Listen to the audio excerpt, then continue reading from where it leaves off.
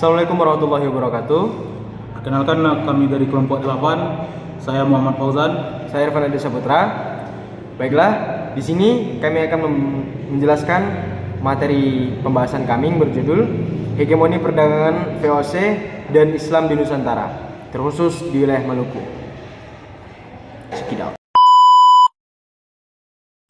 Hegemoni perdagangan VOC dan Islam di Nusantara, khususnya di Maluku, memiliki sejarah panjang yang mencerminkan dinamika politik, ekonomi, dan budaya.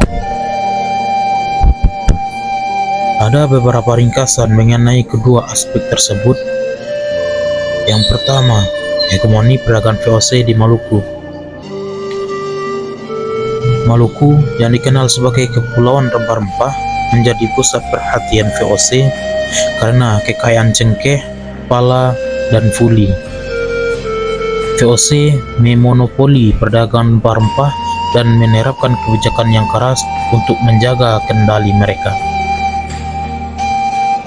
Langkah VOC dalam mencapai hegemoni,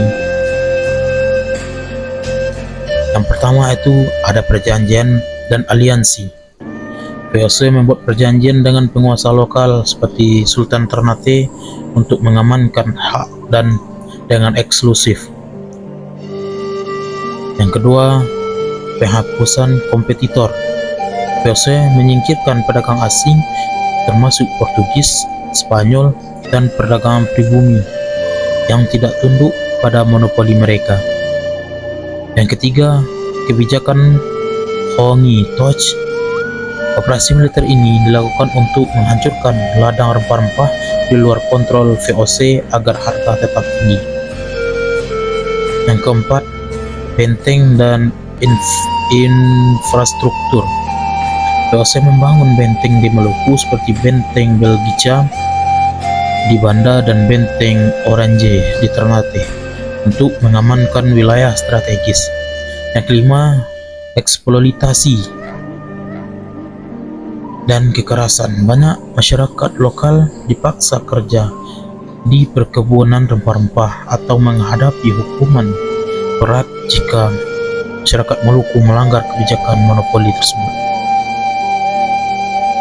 Dan dampak masuknya VOC ke Maluku, pertama yaitu masyarakat lokal kehilangan kendali atas tanah dan hasil mobi mereka. Yang kedua, ekonomi Maluku menjadi bergantung pada VOC.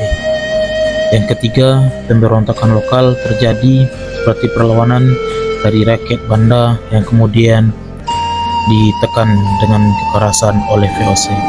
Islam di Nusantara. Islam masuk ke Nusantara melalui perdagangan, terutama oleh pedagang dari Gujarat, Timur Tengah, dan Cina.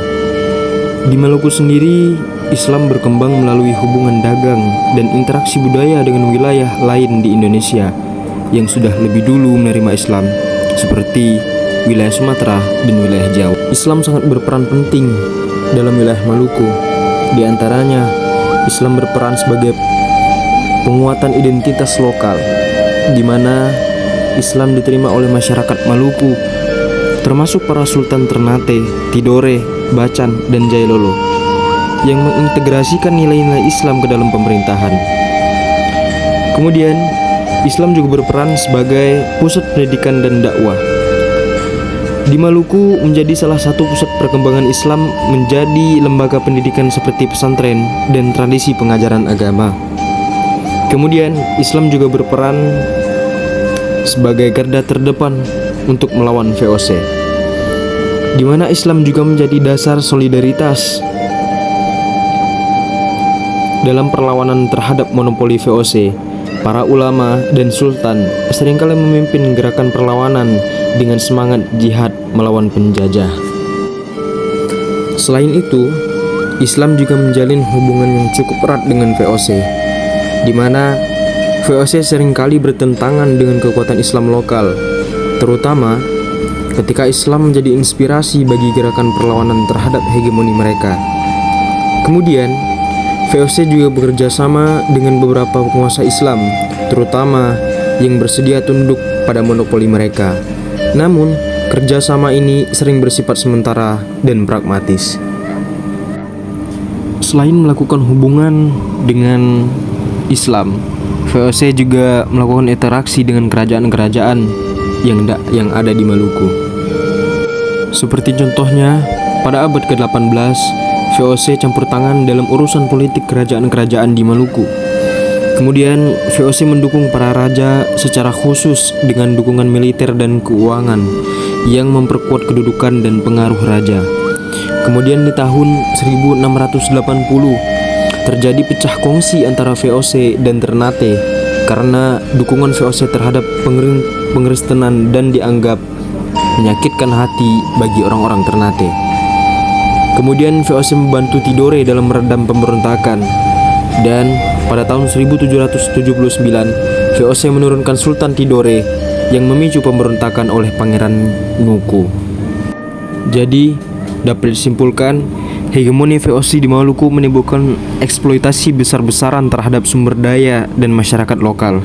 Sementara Islam memainkan peran penting dalam membentuk identitas dan solidaritas masyarakat.